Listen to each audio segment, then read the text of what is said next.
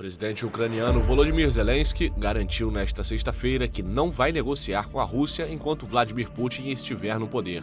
A declaração ocorreu logo após o chefe de Estado russo assinar a incorporação das regiões ucranianas de Kherson, Zaporizhia, Donetsk e Luhansk. Putin não sabe o que é dignidade e honestidade. Por isso, estamos prontos para um diálogo com a Rússia, mas com outro presidente. Ou ainda que a Ucrânia vai assinar uma solicitação de adesão acelerada à organização do Tratado do Atlântico Norte. Ми довіряємо один одному.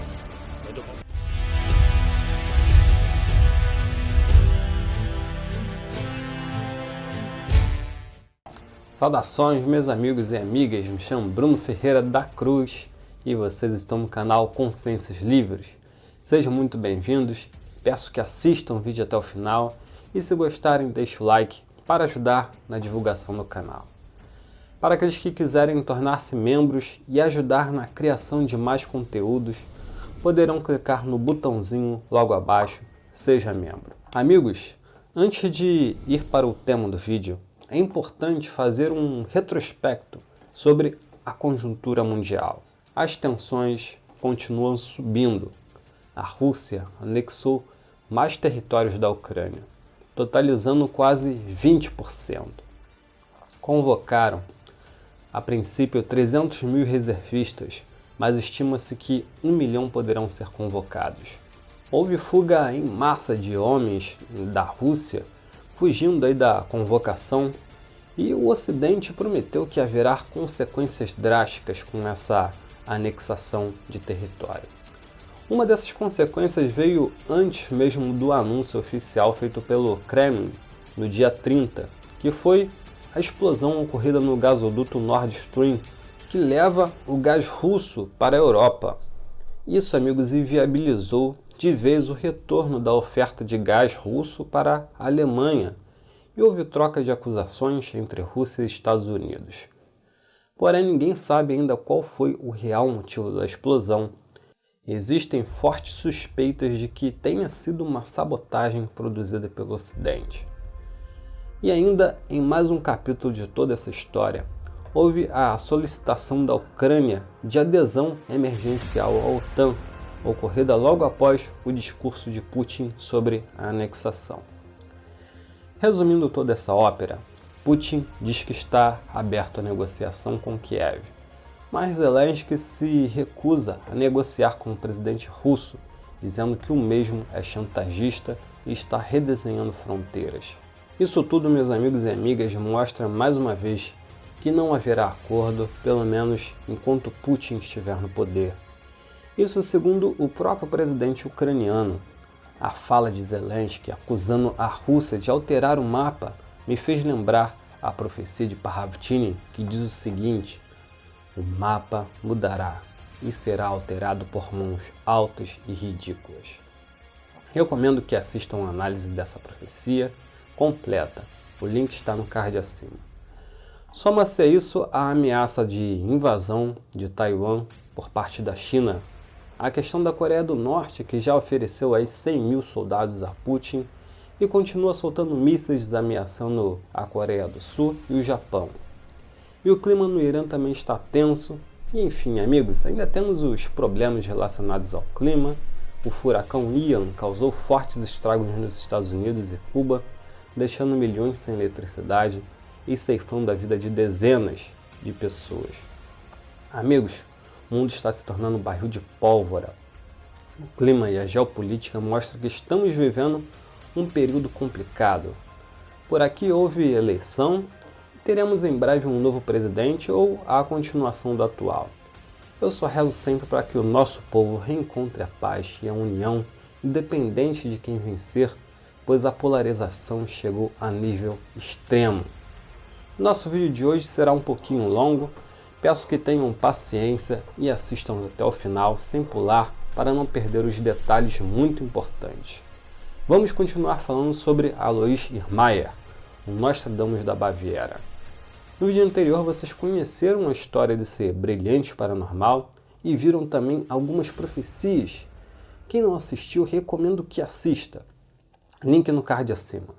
Hoje vamos ver que Irmaier, assim como Parravtini, previu uma série de eventos que poderão culminar em um grande caos. Como disse no vídeo anterior, são 5 etapas. Primeiro, ele diz que chegará uma prosperidade nunca antes vista.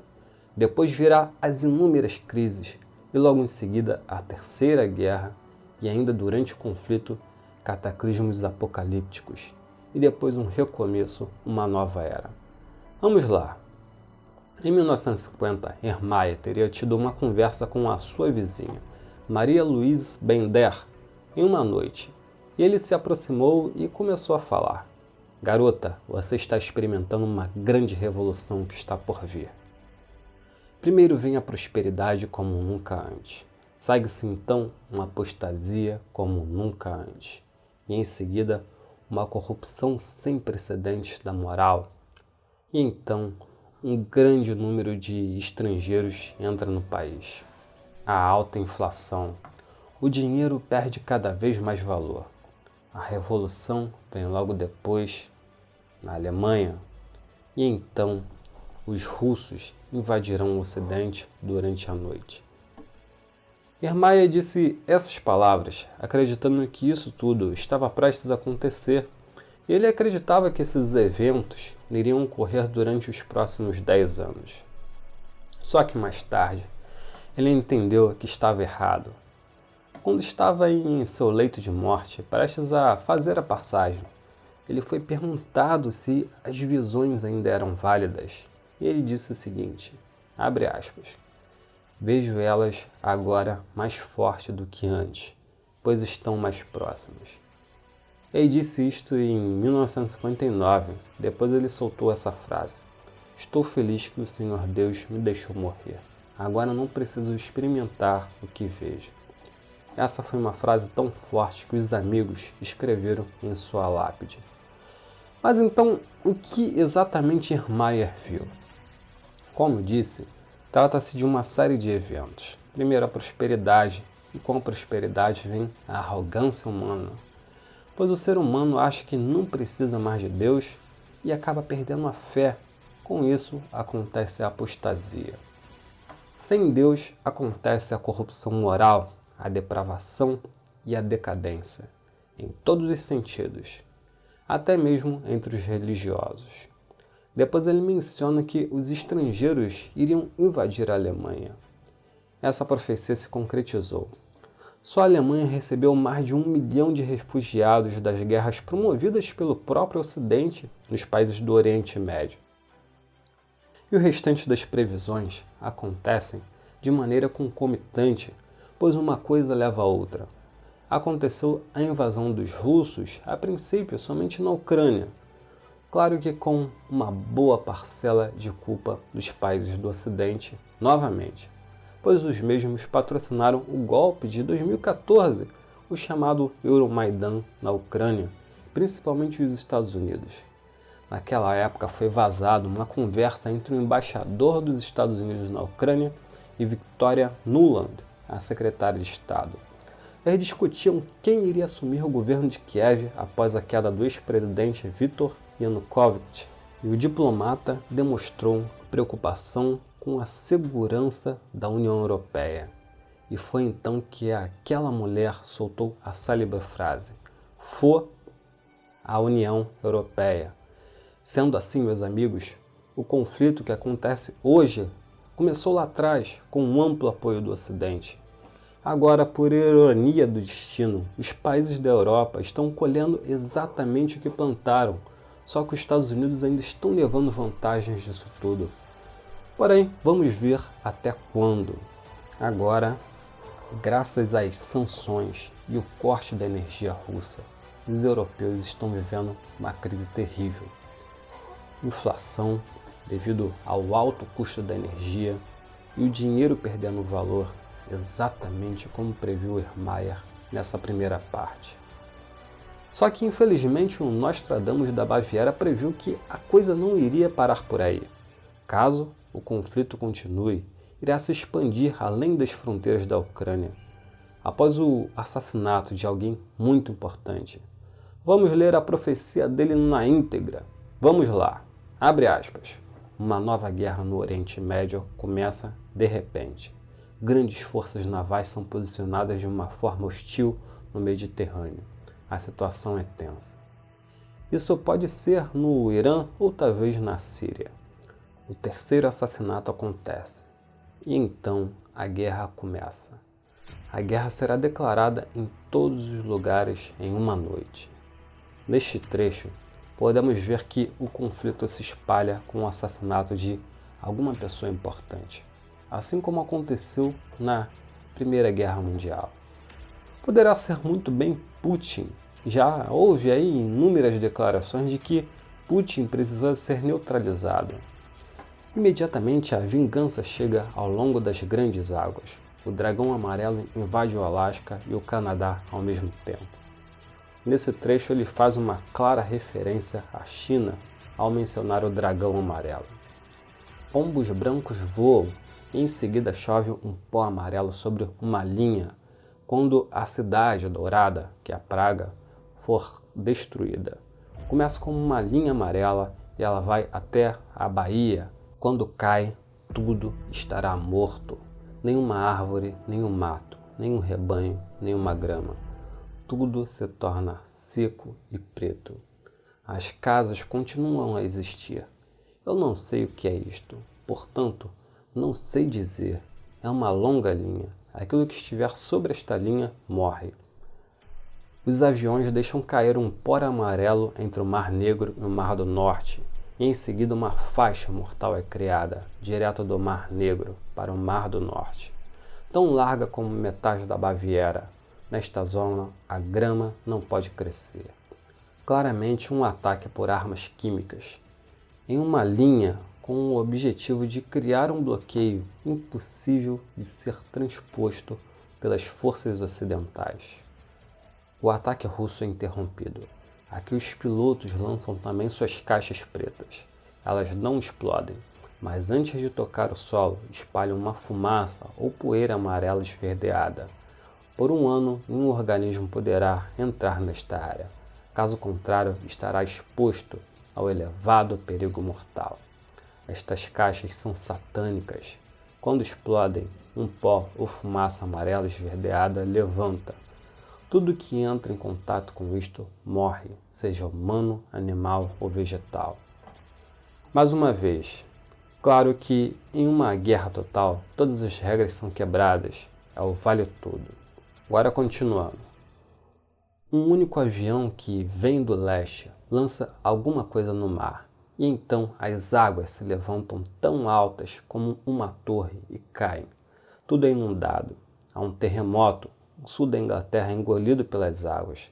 3 grandes cidades serão arruinadas. Uma será destruída pelas águas. A segunda é localizada em um ponto tão elevado no mar que você pode ver somente as torres da igreja, e a terceira afundando.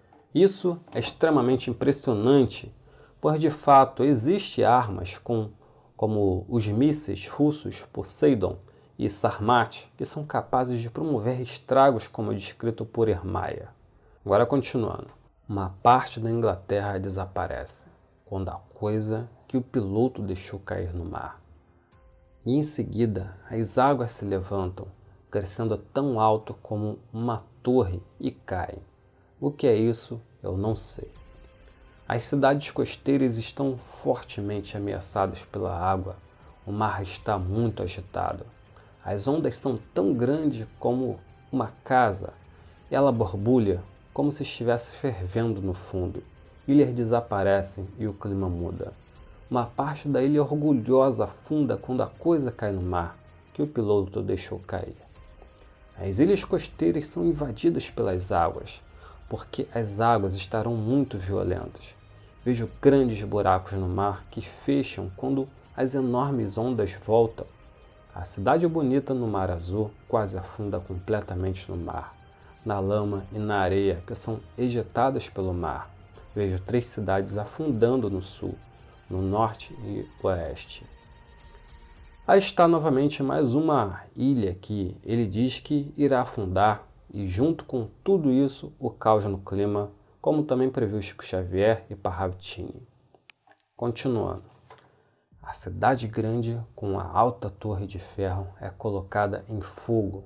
mas são os próprios habitantes da cidade que fizeram isso, não aqueles que vieram do Oriente. E a cidade é arrasada.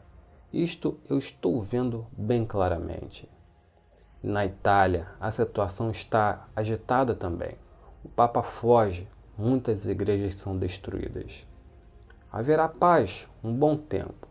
O Papa, que teve que fugir pelas águas por um longo período, voltou quando as flores floresceram, as campinas. E ele volta e lamenta por seus irmãos. Isso me parece que irá demorar bastante tempo, até que tudo seja limpo de toda destruição. Na Rússia começa uma revolução e uma guerra civil. A cruz vem para honrar novamente. Os russos acreditam em Deus novamente. Vejo uma massa vermelha misturada com rostos amarelos. É um conflito geral, uma horrível mortandade. E então eles cantam o canto da Páscoa e queimam velas em frente a imagens sacras. Pela oração da cristandade, a besta do inferno morre. Além disso, os jovens acreditam novamente na intercessão da Mãe de Deus. Tudo indica que russos e chineses também entram em conflito, e após isso, um recomeço com o amparo da fé. Agora continuando. Haverá escuridão. Um dia, durante a guerra, então cairá granizo com raios e trovões, e um terremoto sacudirá a terra. E então não saiam de casa. Não haverá mais luz, a não ser as de vela. A corrente elétrica será interrompida. Quem respirar com força a poeira ficará com câimbras e perecerá. Não abram a janela, pendurem nela papel preto. Toda água exposta ficará envenenada e todo alimento exposto que não for enlatado. Lá fora haverá morte pelo pó. Muitas pessoas perecerão. E após 72 horas tudo passará. Deixem que ardam as velas consagradas ou as de cera. E rezem. À noite perecerão mais pessoas do que nas 2 guerras mundiais. Então, meus amigos, durante o conflito mundial acontece um novo cataclismo. Algo que tudo indica provocado pelo astro intruso, pois para haver uma escuridão global, da forma como é descrito, só mesmo com um corpo celeste bloqueando o Sol. Mas aí o Nostradamus da Baviera conclui de forma positiva. E então haverá paz, um bom tempo, mas o povo tem que recomeçar ali, onde seus avós começaram. Uma profecia bem pesada, creio que só ocorrerá caso haja um novo conflito de proporção global. Aí virá o castigo da Mãe Natureza. Agora gostaria de saber de vocês o que vocês acharam disso tudo. Ajude esse conteúdo a chegar até outras pessoas. Curta, compartilhe. Lembrando, para aqueles que quiserem e puderem ajudar, poderão tornar-se membro clicando no botãozinho logo abaixo. Temos outros conteúdos excelentes nos cards ao lado. E é isso, amigos. Namastê, muita luz para todos e até a próxima. Tchau!